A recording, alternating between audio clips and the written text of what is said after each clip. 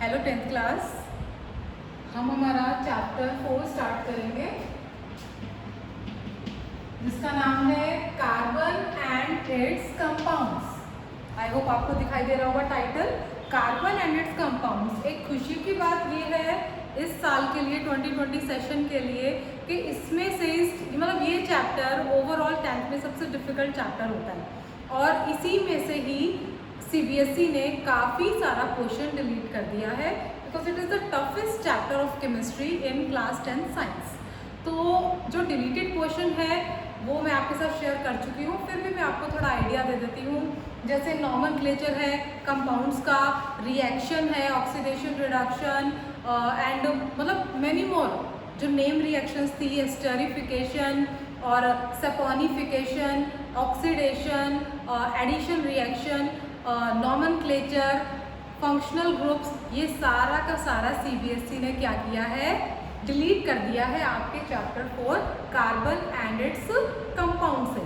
तो बिल्कुल छोटा सा चैप्टर बच गया है। चैप्टर अब बच गया सिर्फ कार्बन की ही थोड़ी सी मतलब ब्यूटी बताने का, अदरवाइज ये चैप्टर कुछ भी नहीं है। इसमें थ्योरी है, ठीक है, कोई न्यूमेरिकल किसी तरह का या कोई बहुत ही रीजनिंग बेस्ड क्वेश्चन यहाँ से नहीं आने वाला। सिंपल क्वेश्चन आएगा, मैं आपको कुछ नोट्स शेयर कर दूंगी, आप वो कीजिएगा, क्वेश्चंस कीजिएगा, इनफ है और आप वीडियो से समझ लेना। तो चलो स्टार्ट करते हैं। कार्बन, सबको पता है एटॉमिक नंबर ऑफ कार्बन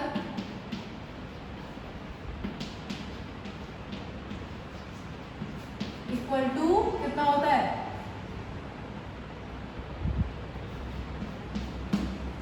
6।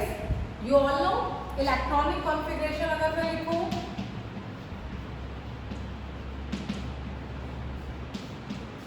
कितनी बनेगी, इलेक्ट्रॉनिक कॉन्फ़िगरेशन इक्वल टू 2 4।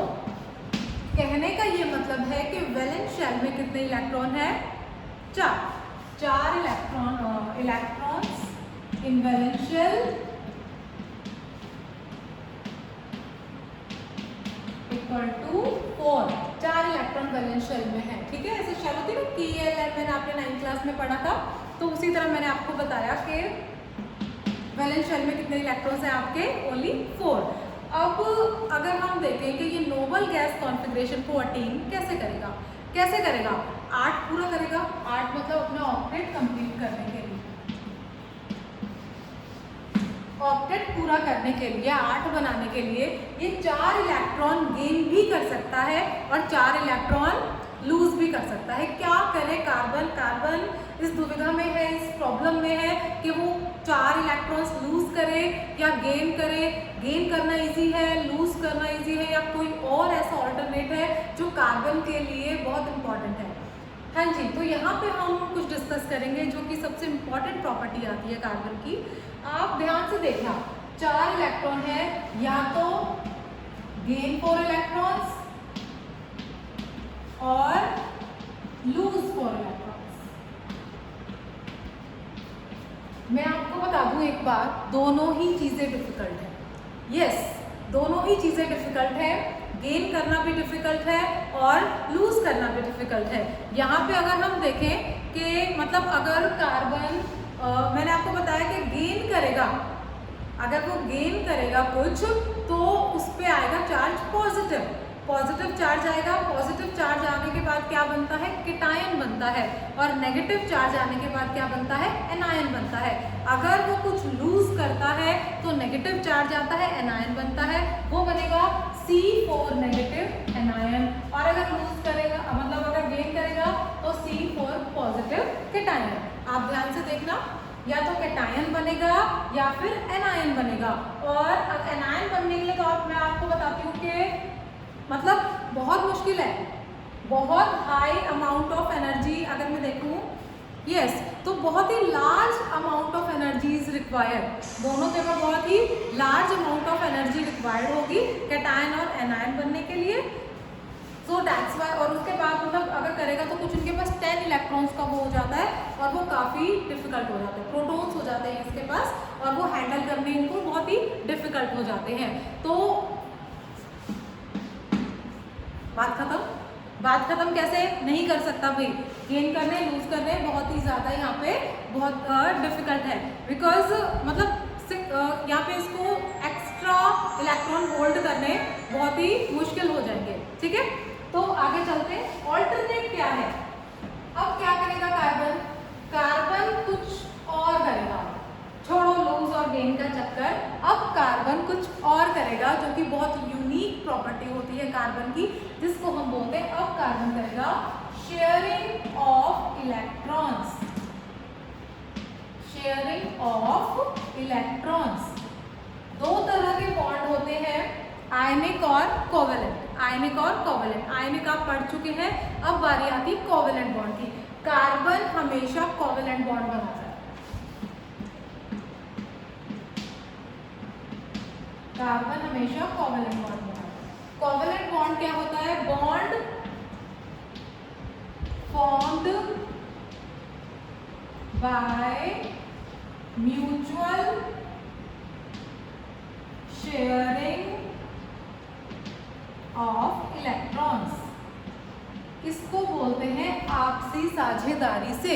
आपसी साझेदारी से, मेरे पास अगर ब्लैक पेन है, आपके पास ब्लू पेन है, ठीक है, एक बच्चा है जिसके पास ब्लैक पेन है, एक के पास ब्लू पेन है, और उसको काम दोनों पेन से करना है, ब्लैक से भी करना है, ब्लू से भी करना है। क्या करेंगे? शेयर कर लेंगे आपस में कि एक बार तू मुझे ब्लैक दे दे, मैं तुझे ब्लू दे देता हूँ। इस तरह से वो क्या करेंगे? पेन्स को शेयर कर लेंगे और दोनों का काम चल जाएगा। तो कार्बन यहाँ पे यही करता है, क्या करता है? आपसी साझेदारी से बॉन्ड बनाता है, शेयर कर लेता है। तेरे को जितने चाहिए मैं दे देता हूँ, मेरे को जितने चाहिए तू दे दे, आपस में मिल बांट के हम अपना काम कर लेंगे, बॉन्ड बना लेंगे। तो जो आपसी साझेदारी से जो बीच में एक बॉन्ड बना, म्यूचुअल शेयरिंग से जो बीच में एक बॉन्ड बना, उसे हम क्या बोलेंगे? Covalent bond. क्या बोलेंगे उसको? Covalent bond. Bond form by mutual sharing of electrons. अच्छे से देख लीजिए आप प्लीज, उसे हम बोलेंगे कोवेलेंट बॉन्ड। और कार्बन हमेशा कैसा बॉन्ड बनाता है? कोवेलेंट बॉन्ड बनाता है। Let me rub it all. उसके बाद हम कुछ इंटरेस्टिंग चीजें करेंगे रिलेटेड टू कार्बन। कार्बन की अपनी ही अलग ब्यूटी है केमिस्ट्री में, बहुत इतनी चीजें हैं कार्बन के पास, इतनी खास बात है। यस, अच्छा अभी बताओ, अगर इसके पास 4 इलेक्ट्रॉन की कमी रहती है तो कार्बन क्या कहलाता है? Tetravalent. Carbon is tetravalent. Carbon is tetravalent because valency of carbon is 4। Valency of carbon 4, ये चीज आप ध्यान रखेंगे। ठीक है, अब उसके बाद मतलब इन चीजों को ही इलेक्ट्रॉन गेन करने पड़े, लूज करने पड़े, इन प्रॉब्लम्स को ओवरकम करने के लिए कार्बन क्या करेगा? कोवेलेंट बॉन्ड बनाएगा। आगे चलते हैं। अब कुछ टाइप्स ऑफ कोवेलेंट बॉन्ड मैं आपको बताती हूँ।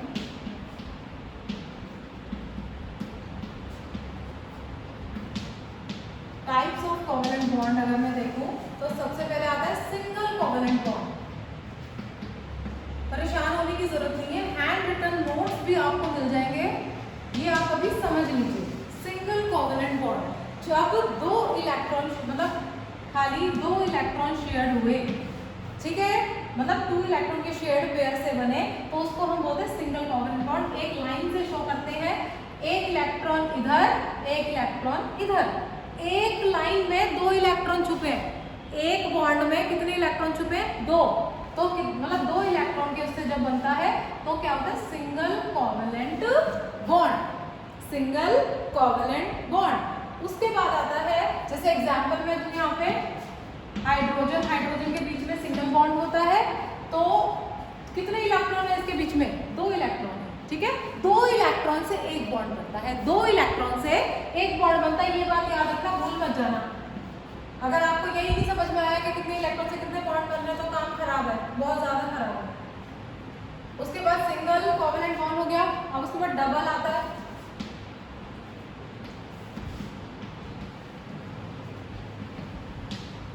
कितने शेयर्ड पेयर होंगे यहाँ पे?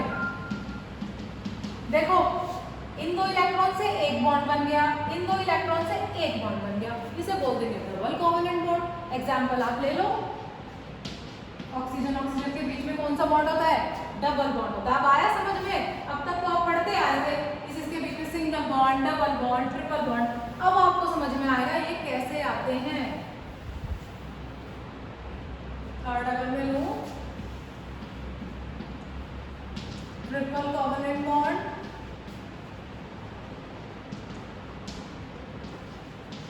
कैसे बनेगा देखो, इससे ये काटा नहीं, ये क्रॉस नहीं, इलेक्ट्रॉन है, चाहे डॉट से दिखा दो चाहे क्रॉस से दिखा दो। 1 2 3 ट्रिपल कोवेलेंट बॉन्ड। एग्जांपल ले लो N2 का, नाइट्रोजन नाइट्रोजन के बीच में कैसा बॉन्ड होता है, ट्रिपल बॉन्ड होता है। ध्यान से देखेंगे आप। हाँ जी,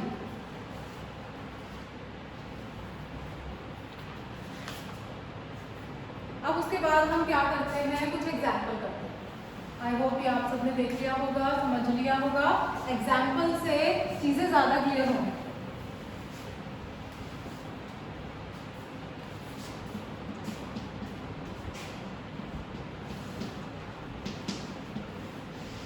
एग्जाम्पल्स, सबसे पहले मैं अगर एग्जाम्पल ले लेती हूँ H2 का।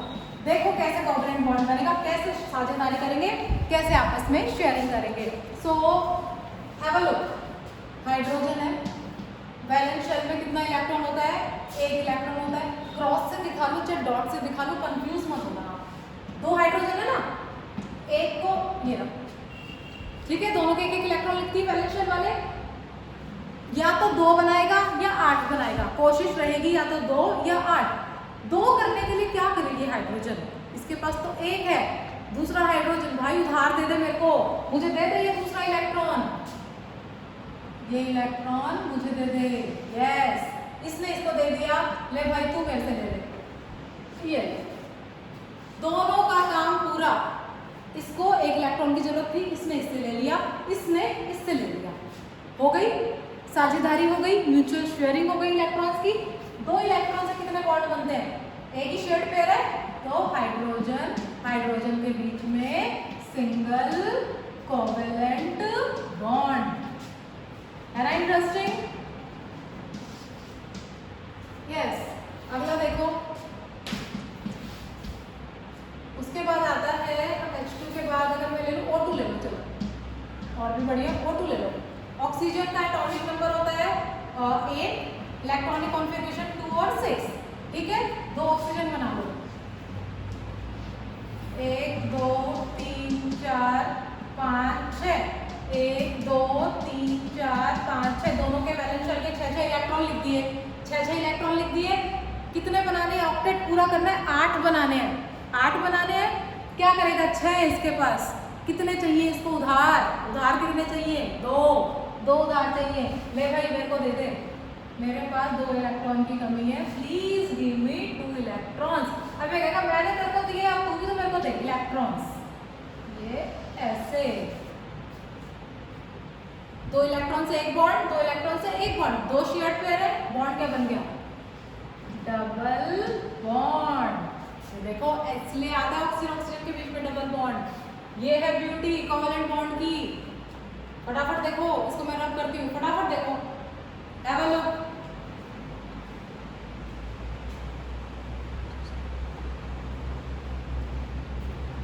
हाँ जी, थोड़ा सा और करेंगे।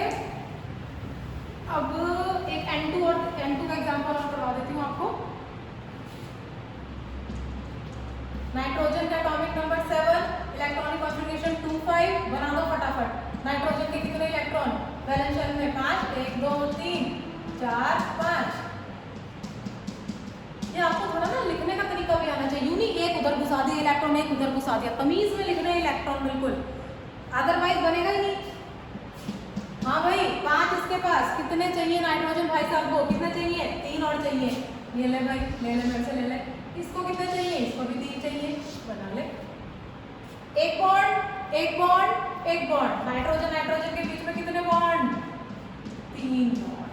Triple covalent bond between nitrogen and nitrogen. I hope आपको क्लियर हो गया होगा, कुछ भी प्रॉब्लम लगे आप पूछ सकते हैं, नो डाउट। हाँ जी, चलो इसको मैं रब कर दूं, फटाफट देख लो।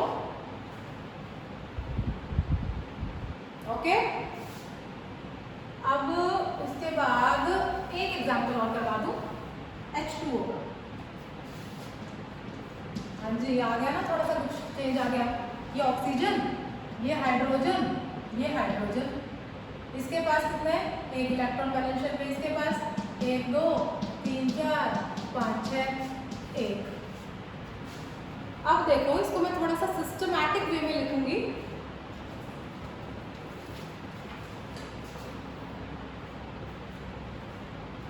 थोड़ा सा सिस्टमैटिक वे में।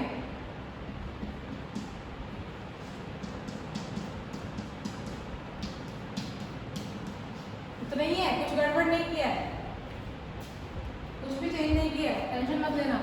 अब देखो हाइड्रोजन ने 2 पूरे कर लिए, इसने 2 पूरे कर लिए। इसको कितने थे, 1 2 3 4 5 6, इसने ले लिए भाई मुझे दे दो पूरे 8। मेरा 8 के बिना काम नहीं चलेगा, मेरे को पूरे 8 चाहिए। बॉन्ड क्या बना बीच में, HOH, single covalent bond, isn't it. देखो कितना ब्यूटीफुल स्ट्रक्चर बना है। इसी तरह आप HCl का बना सकते हो, और भी काफी सारे यहाँ प्रैक्टिस करना आपकी NCERT में गिवन है। एक्स्ट्रा बुक देख लेना, देख लो फटाफट, have a look. Okay, I am rubbing it all. उसके बाद छोटा सा टॉपिक रह गया, समझ लो थोड़ा सा।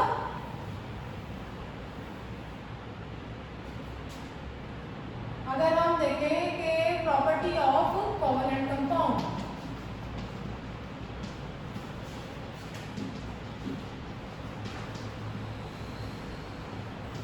प्रॉपर्टी ऑफ कोवैलेंट कंपाउंड अगर मैं देखूं, देखना ध्यान से, जो कोवैलेंट बॉन्ड होते हैं वो उतने आयनिक बॉन्ड उतने स्ट्रॉन्ग नहीं होते, और क्योंकि इनके बीच में weak intermolecular forces of attraction होता है। ठीक है, मैंने क्या बोला, जो कोवैलेंट बॉन्ड होते हैं they are not strong as ionic bond, क्योंकि इनके बीच में इंटरमॉलिक्यूलर फोर्सेस ऑफ अट्रैक्शन होता है। दूसरा, इसमें चार्ज का कोई भी मतलब कोई फॉर्मेशन नहीं होती, किसकी, चार्ज की। ठीक है, तो ये कोवैलेंट बॉन्ड के बारे में आपको पता होना चाहिए, वीक है क्योंकि इंटरमॉलिक्यूलर फोर्सेस वहाँ पे क्या है, स्ट्रॉन्ग नहीं है। दूसरा, इससे कोई चार्ज की फॉर्मेशन वहाँ पे नहीं होती, और ये म्यूचुअल शेयरिंग से बनता है। ये प्रॉपर्टी है आपकी कोवैलेंट कंपाउंड की। Versatile nature of carbon, versatile nature अगर मैं देखूं,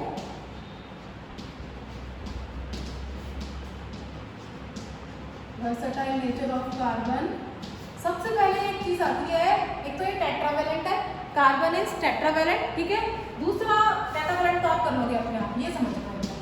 कैटिनेशन, कैटिनेशन क्या होता है, self linking property, self linking property. हाँ जी, सेल्फ लिंकिंग प्रॉपर्टी का यहाँ पे क्या मतलब है, खुद से लिंक होना, खुद से आपस में लिंक होना। कार्बन की इतनी जबरदस्त खास बात है, खुद के साथ बॉन्ड बनाता रहता है, एंड सो ऑन। खुद से लिंक होना, उस प्रॉपर्टी को क्या बोलते हैं, catenation, self linking property. Carbon के बिना केमिस्ट्री इमेजिन नहीं की जा सकती। लिविंग ऑर्गेनिज्म, नॉन लिविंग, मतलब हर जगह कार्बन का यूज है, प्लांट्स में, एवरीथिंग, एयर में, CO, मतलब ऑक्सीजन किसके साथ जुड़ती है, अल्टीमेटली कार्बन डाइऑक्साइड के साथ तो जुड़ती है। तो आप कार्बन का कंटेंट सोचिए कितना इंपॉर्टेंट है, कितना ज्यादा है अपने एटमॉस्फेयर में।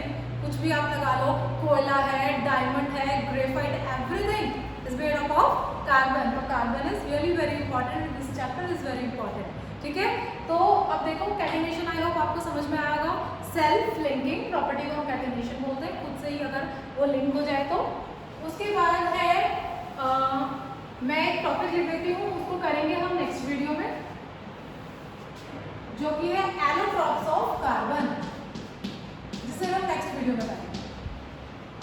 एलोट्रॉप्स ऑफ कार्बन, इसकी हिंट दे देती हूँ बस।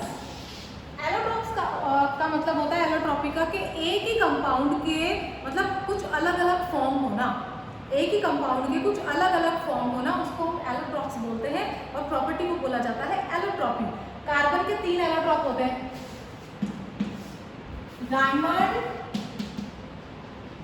आपका होमवर्क यही है, इनकी प्रॉपर्टी आपको ढूंढ के लानी है, डायमंड, ग्रेफाइट, फुलरीन, ये 3 एलोट्रॉप है। इनकी प्रॉपर्टी मैं आपको फिर कराऊंगी। यहाँ तक आपको पूरा अपना कार्बन कंपाउंड खत्म करना है। आपको हैंड रिटन नोट्स मिल जाएंगे स्टूडेंट्स। प्लीज़ आप इसको कवर कर लीजिए, बहुत इंपॉर्टेंट है, छोटा सा कर दिया है सीबीएसई ने इसको, आपके लिए बहुत अच्छी बात है ये। सो गुड लक, प्लीज़ इसको आप अच्छे से पढ़ लीजिए। Take care.